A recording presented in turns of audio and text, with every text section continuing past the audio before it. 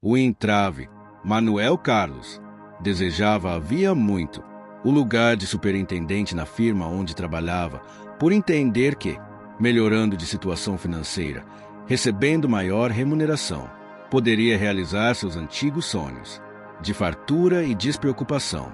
Desde muito moço, vivera cercado de dificuldades que lhe inutilizavam os esforços, obrigando a levar vida modesta e controlada. Havia anos, trabalhava devotadamente, e pela sequência hierárquica e tempo de trabalho, era pessoa credenciada para assumir o posto quando houvesse a vaga. Mas, por diversas vezes, as coisas concatenavam-se de tal modo que outro assumia o lugar, e ele, decepcionado, amargurado, esforçava-se por ocultar sua revolta. Certa vez, quando tudo parecia certo e as coisas se encaminhavam bem, Manuel Carlos não teve mais dúvidas. Obteria a promoção.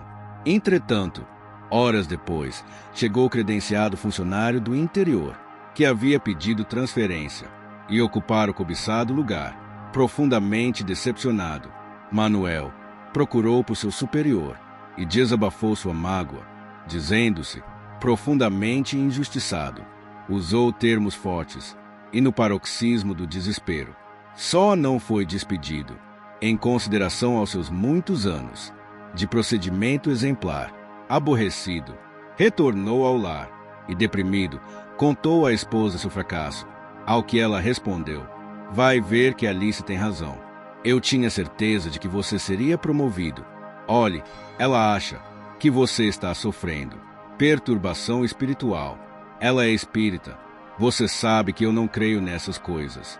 Mas o que ela diz pode ser verdade. Não custa nada irmos a uma sessão espírita.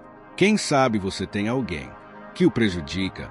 Ele estava relutante, mas tanto ela insistiu que resolveu comparecer à reunião.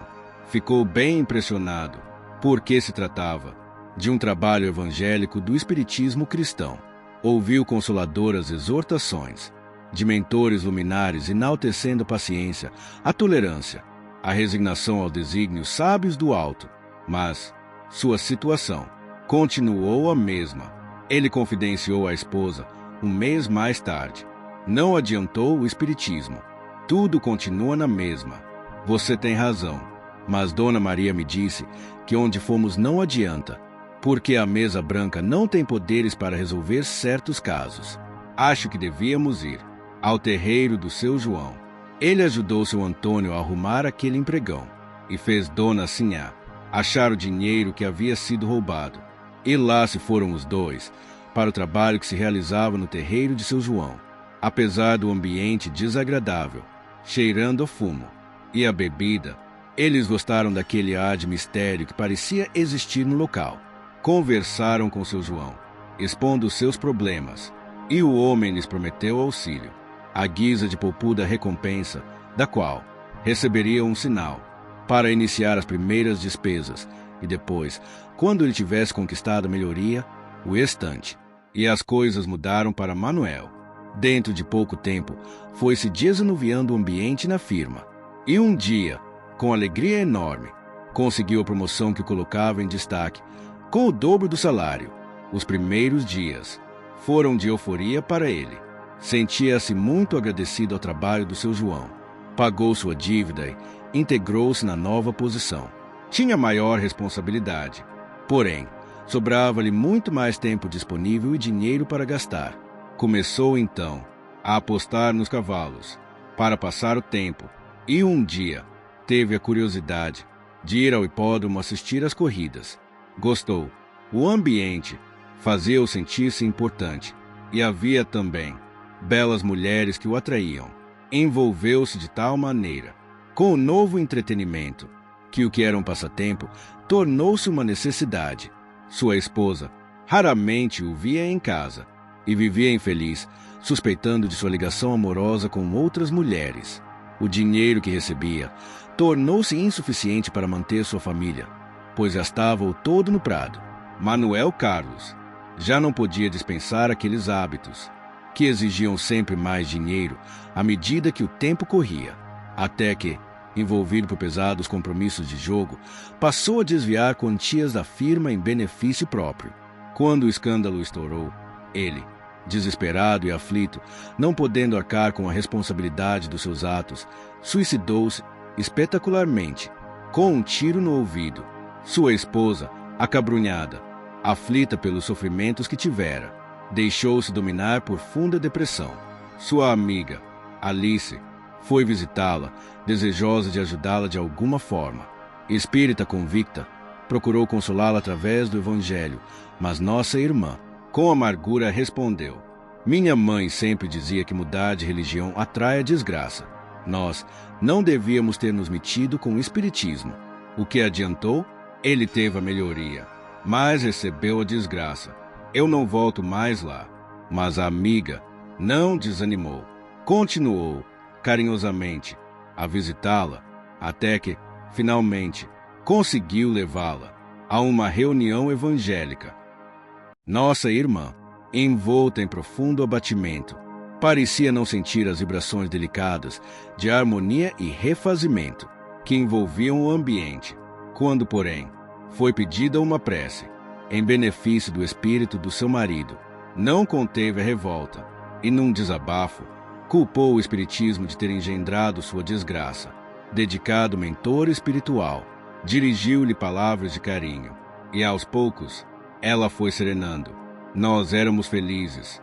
Manuel, bom marido, honesto e dedicado, mas vocês eram pobres. Lembrou o mentor espiritual. Não importa. A riqueza não traz felicidade. Nós vivíamos muito bem com a nossa pobreza, que não era tão rude assim. Foi quando a voz suave do mentor espiritual tornou-se enérgica e firme.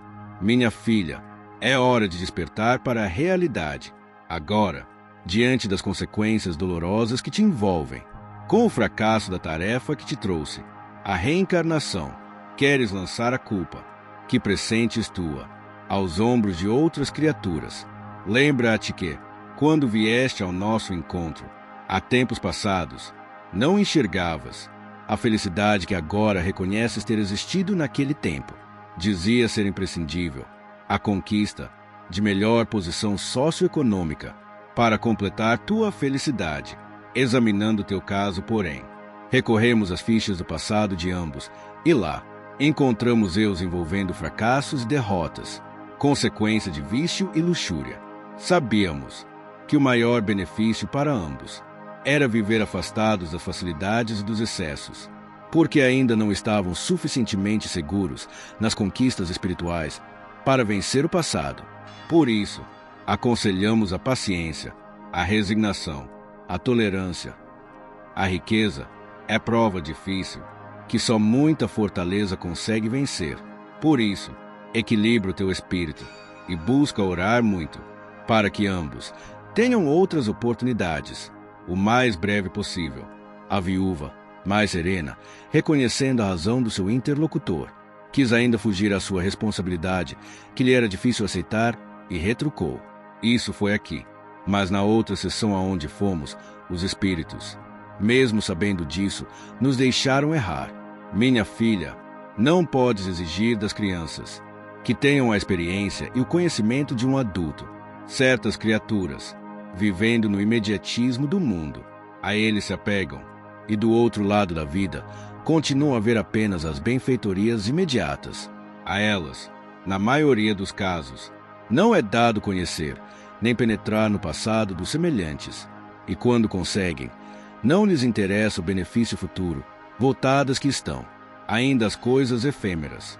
Mas, então, somos colocados à mercê dessas criaturas, porque nossos mentores espirituais não as impedem de conseguir o que lhes pedimos.